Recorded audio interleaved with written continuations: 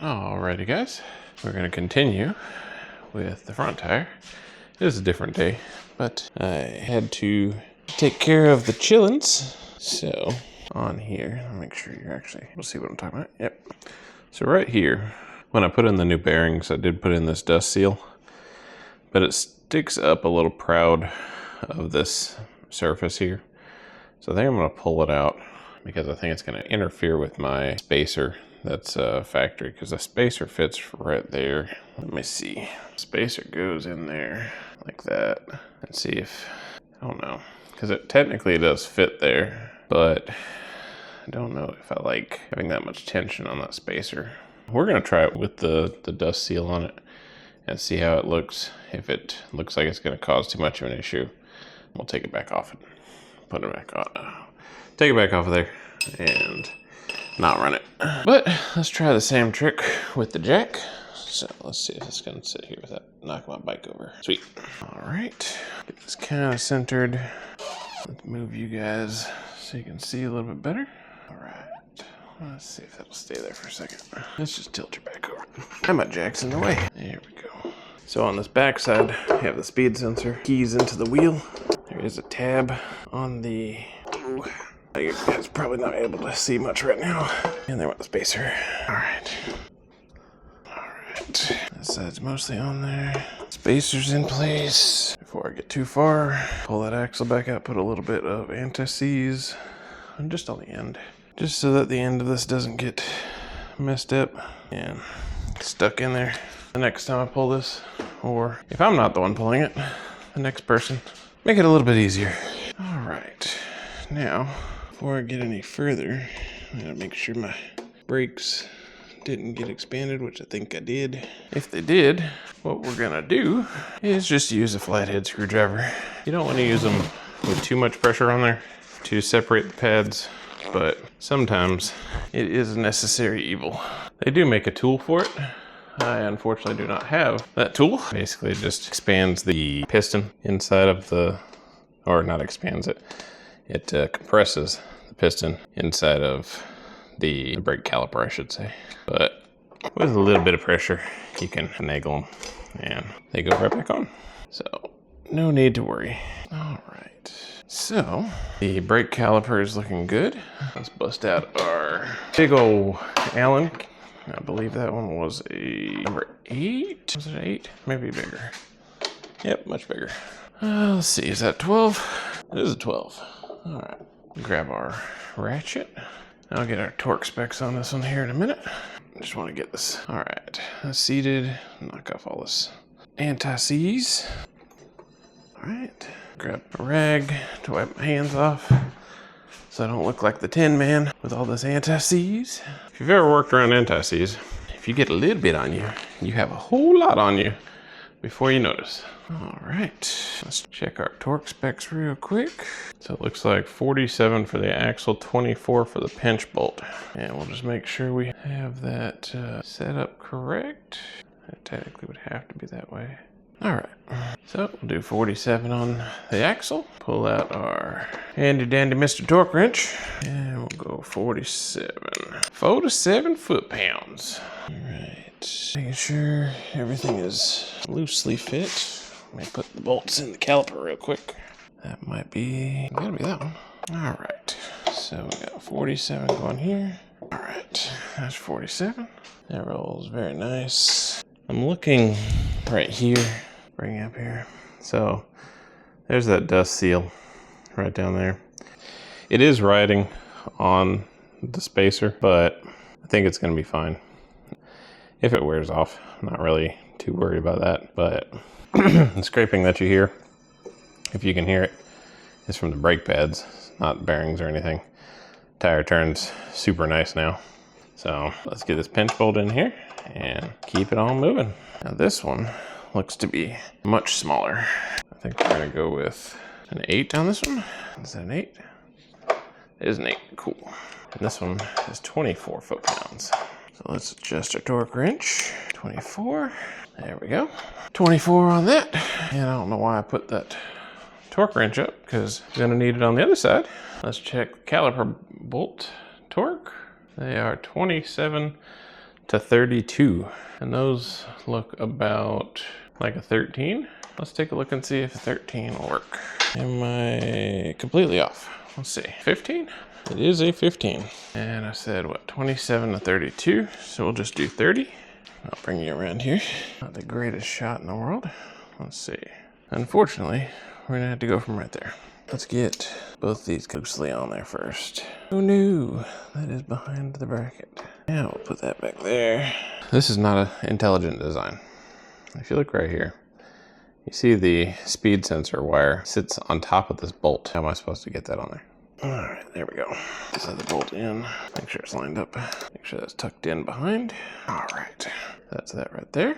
All nice and buttoned up. All right, so that is the front end kind of buttoned up. So I think at this time, I want to do coolant. And for that, I believe we have to take this side cover off. Let me look it up real quick and get right back to you.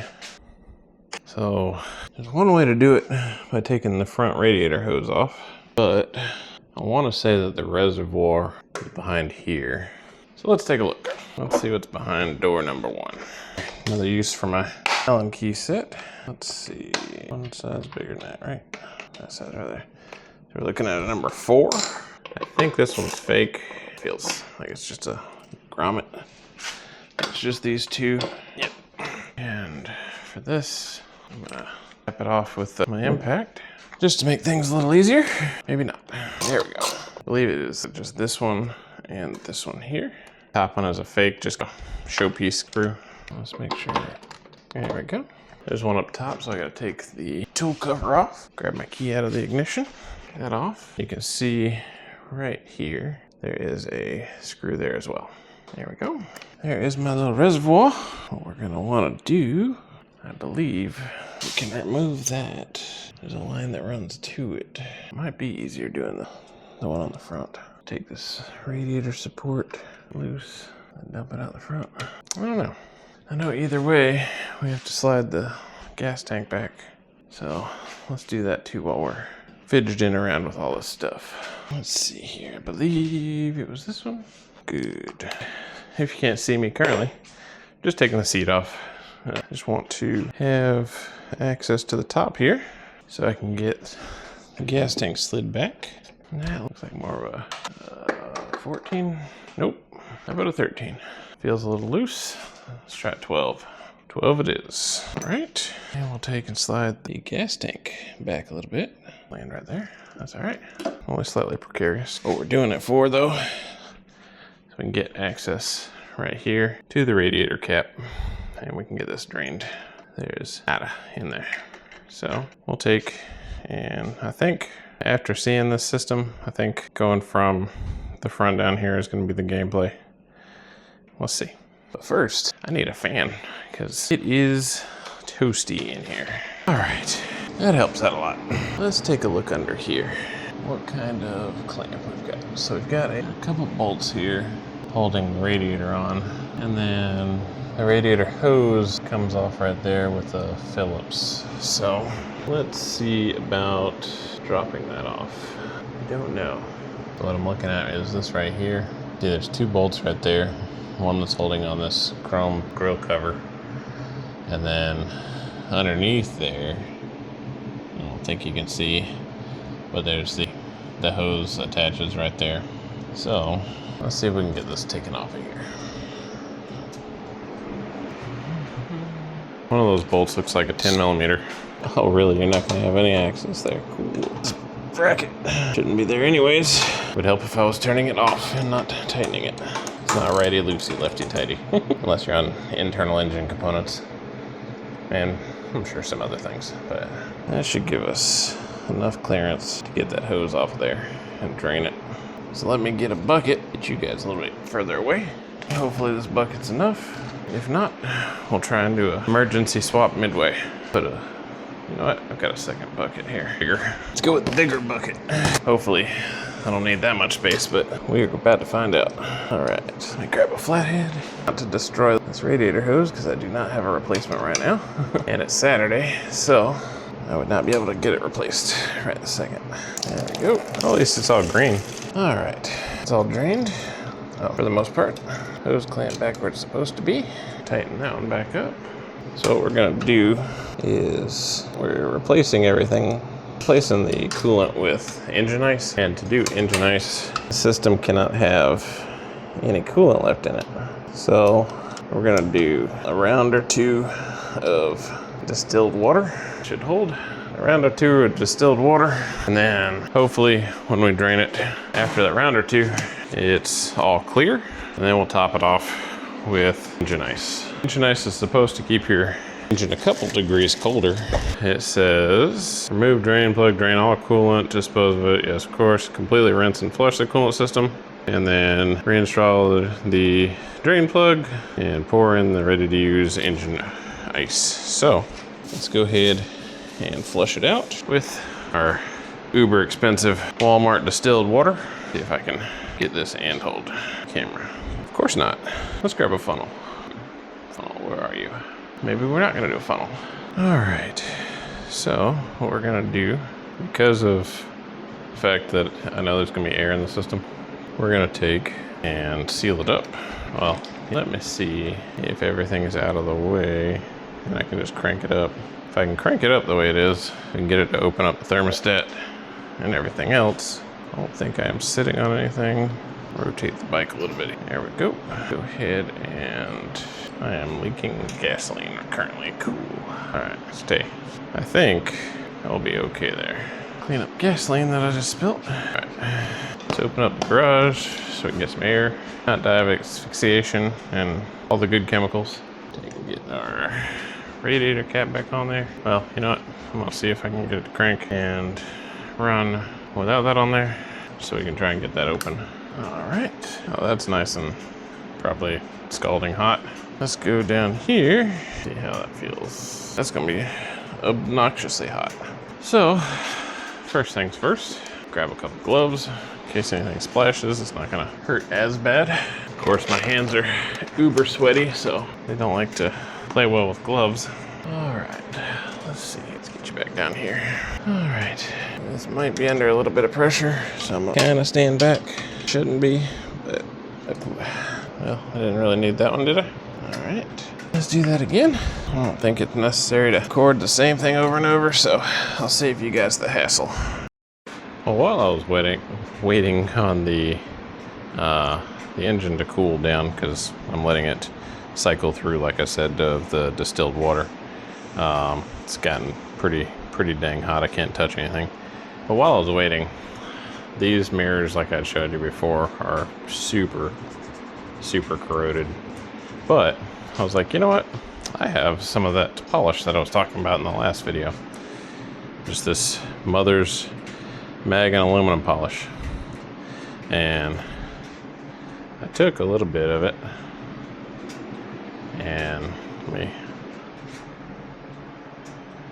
just a small amount on the other mirror, and let's see if this one does the same. I am not applying any pressure.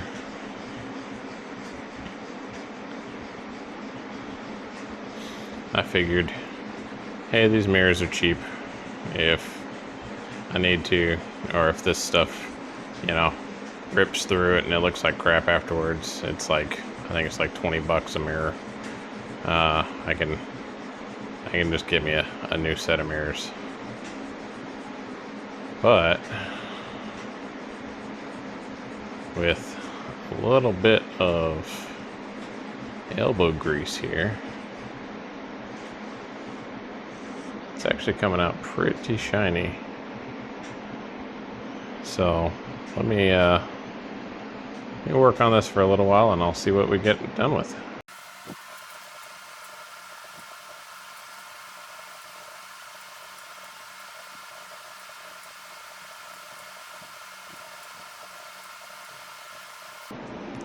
I can't complain with that. Yeah, it's not like super polished, but it's substantially better than this. You know, that's passable. Let's see how some other parts over here do. Got these little rust spots on here. Yeah, that takes that right off.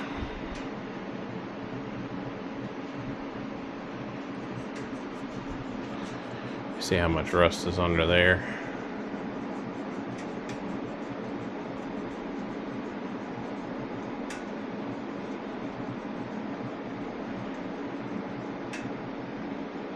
You see, it's almost like brand new. I think this is gonna be terrible knowledge for me, because now I'm gonna sit out here and go over every square inch of the bike with this. I know it's not gonna do much for like the plastic indicators, just because they're plastic, and once the chrome starts popping, it's pretty much a done deal. Yeah, it does make it smoother, but it's still definitely pretty bad. So I'll look at replacing these. The biggest thing though for me is getting this bike back on the road and looking fairly decent. You don't want to be riding around on a jalopy. But yeah, see, that's 1,000 times better. So let's see what we can do with all this while we're waiting on the engine to cool.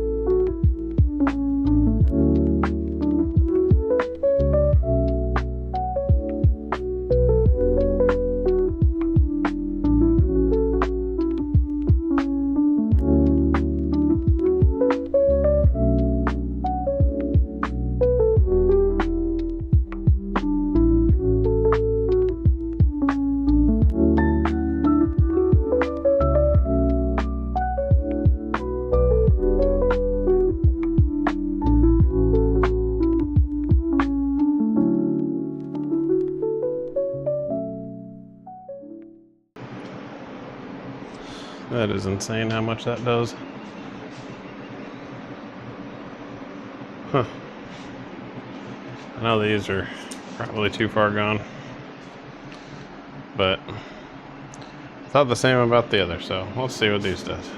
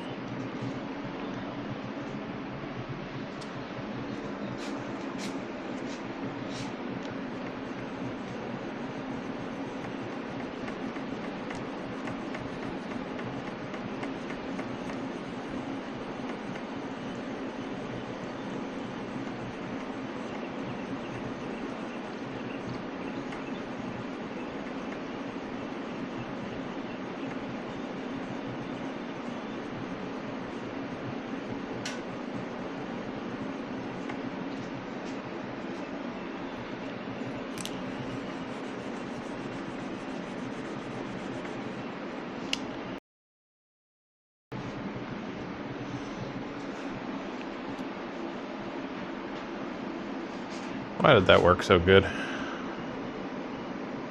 Now I'm gonna take this whole thing off and polish it.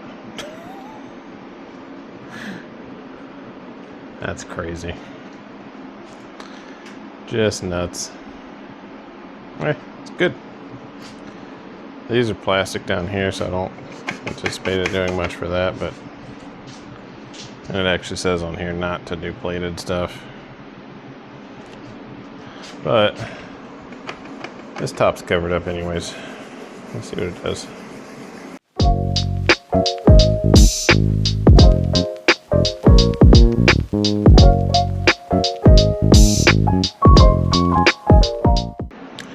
Oh, it's substantially better.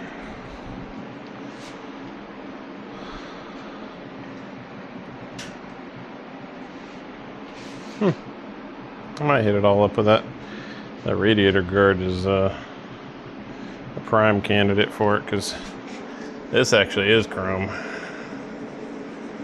So I have a feeling that this will shine right up.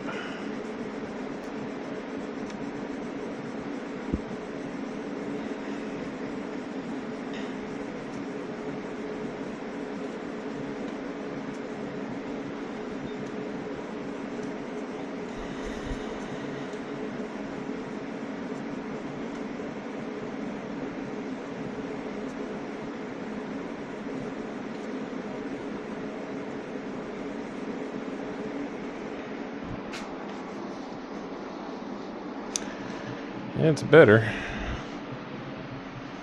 Let's see what it can do with a hair of this on there.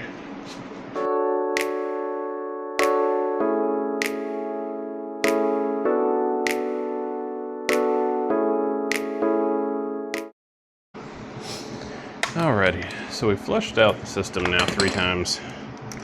And this still hasn't moved. So what I'm going to do is remove this tank and just have it drain. Because this is your overflow.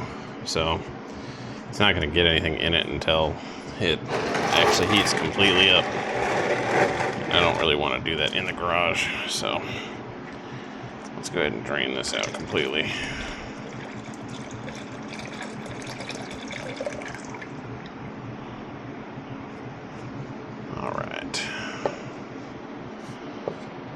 That reinstalled.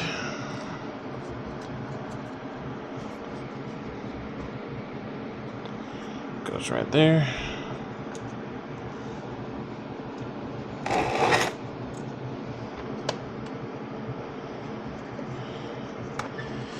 You know what, while I've got this out, let me clean this up. I know nobody can see it besides me, but I know it's gonna be back here, and I know it's dirty. So it's gonna bother me. So let's get the super clean out.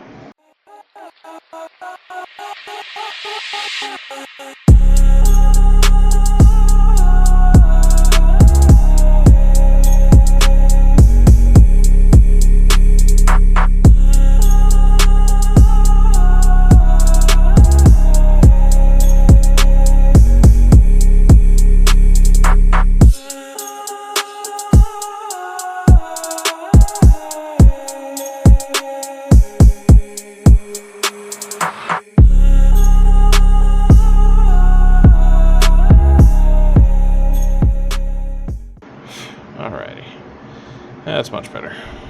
Okay, let's put our clamp back.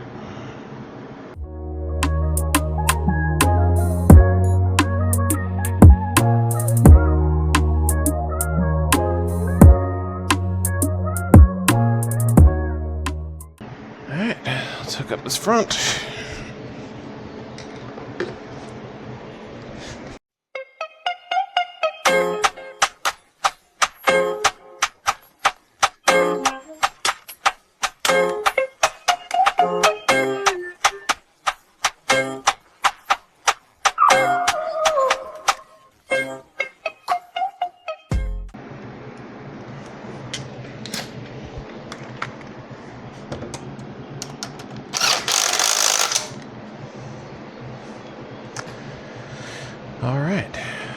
get our engine ice. And let's find a funnel for that. That stuff's a little more expensive.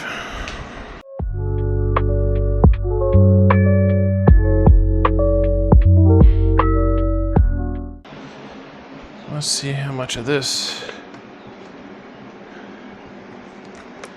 it takes to fill up.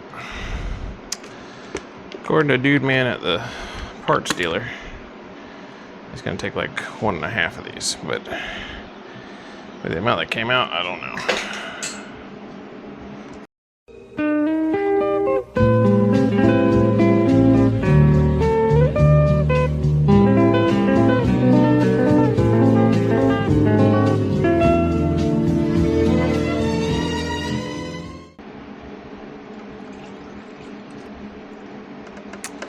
No, stop leaking. Well, we definitely have not used a whole one. Well, let's go ahead and crank her up, get some flowing, and go from there.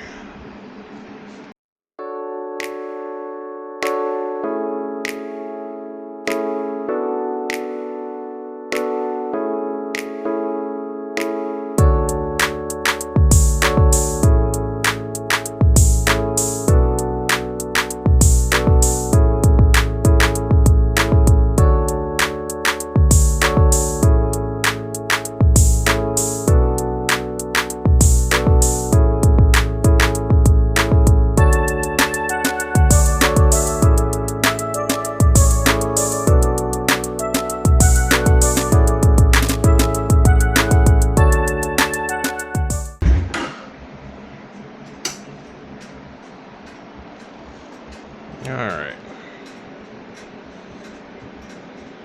So, either A, the guy down there was reading the wrong spec, or B, something didn't get drained completely. What we'll do, I'll ride it around the block a couple times, and we'll see where the levels sit at once I hear the fan kick in and everything. I don't really want to get it up to full temperature just sitting here in the garage.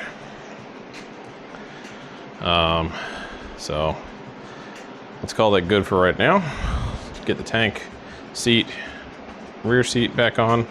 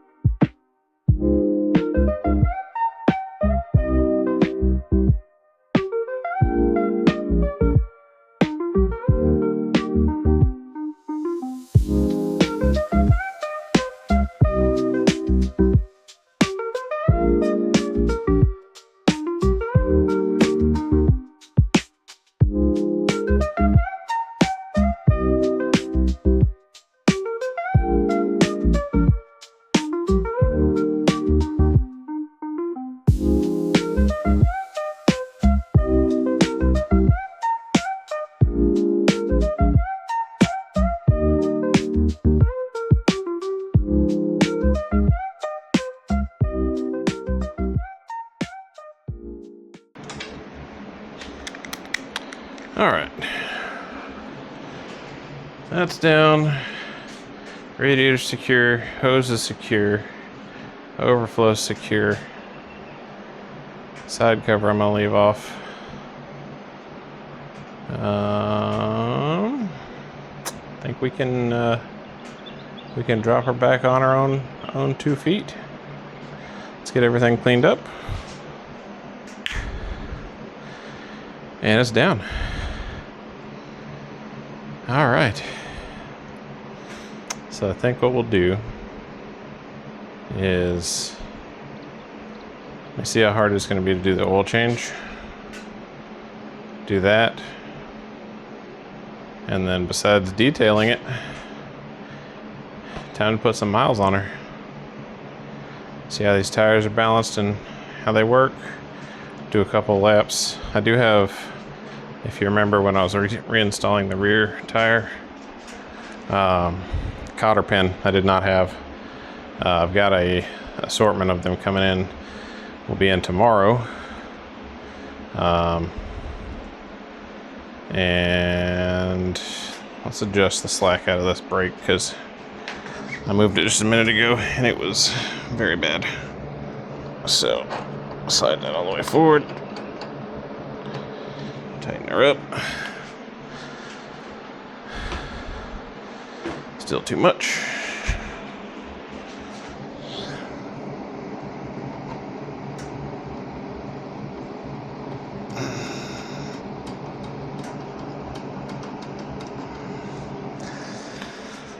Let's try there.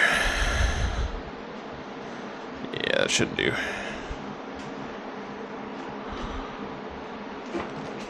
I'll test it once I'm out on the road, but that's a good baseline.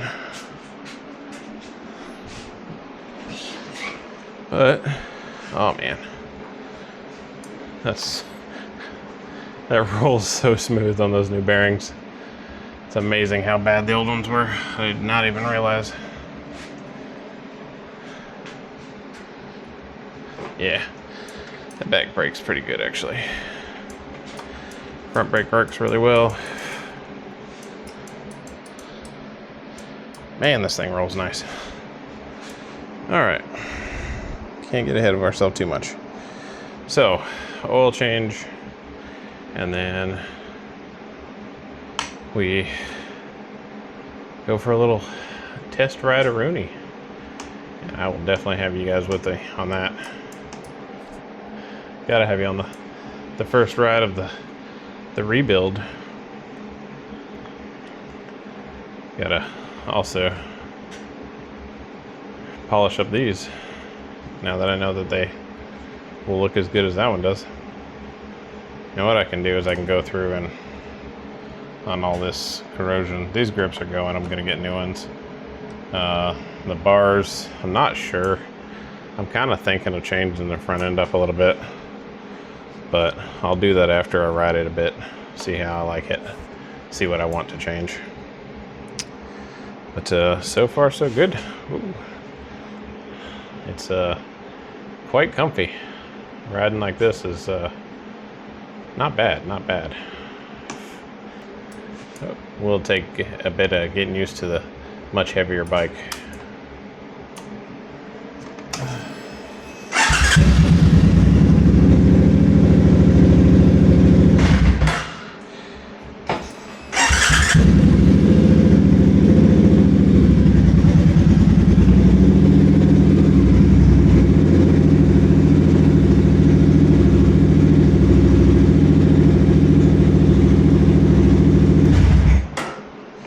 All right.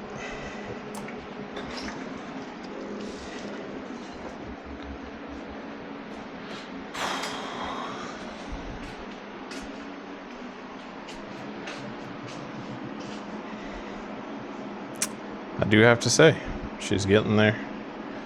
I think what I'm gonna do though, once I get this all running and everything's good, I'm gonna take the radiator guard off, polish up the chrome as much as I can, and then on the grate, I'm gonna spray paint it black, just so it matches better there. I might come through on all these fins, polish them out. Definitely polishing up the Cobra. Obviously I can't right now, it's rather hot. But, man, she's coming together nicely. I'm excited. I'm excited. All right, oil change.